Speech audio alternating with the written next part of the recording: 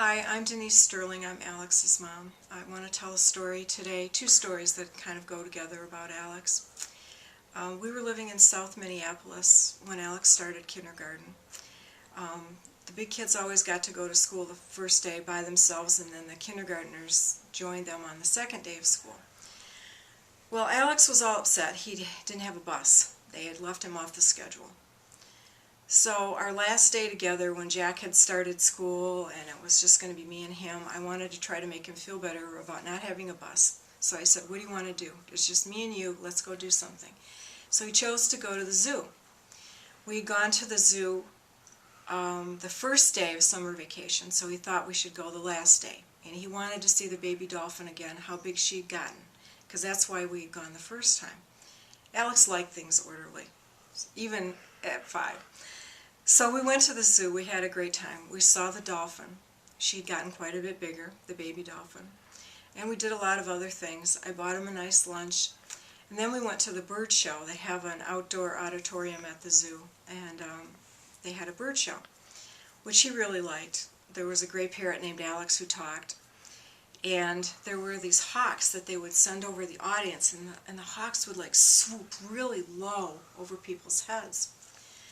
So when we were leaving to go to the parking lot after the show, Alex was running along this old wooden fence, and he was doing the hawk thing with his hand like this.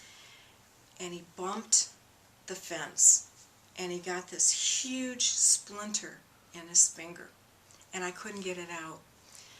So I had to take him to the doctor. They had to numb his finger. They had to dig out the splinter. It was this old crumbly wood. It really hurt, poor kid.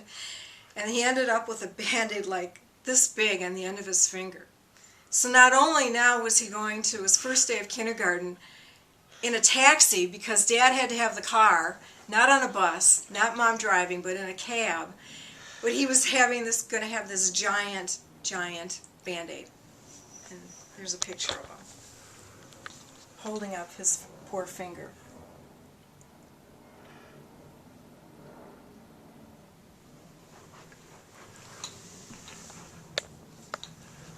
So I kept telling him it would be okay. All the kids would notice him, and they'd want to know him and talk to him, and all he had to do was be cool about it. It would be fine. Well, you know, nobody pays much attention to Mom. Well, we get in the cab, first day of school, and he tells the cab driver the whole story, and the cab driver basically said, he was a real nice young black guy, and he basically said the same thing that I had said. Hey man, you're going to be cool. Everybody's going to notice you. That somehow Alex believed him, so when we got to school he was perfectly happy. He had a great first day of school, even though he had to take a cab. And he finally did get a bus the next week. Well, about 7 or 8 months after Alex had died, I was in the shower one night and I was thinking about this story. And I came down and I was sitting right in this chair drying my hair, which is what I always do late at night. And the phone rang. Well, it was very odd to have anybody call us that late, because the only person who ever called us that late was Alex. In fact, when he was a teenager, we used to almost always get a call about 11:15, which is what time it was, saying, I need a ride, or, oh, can I stay at so-and-so's house, or, oh, can so-and-so come and stay at our house? It's almost curfew. We got to get home.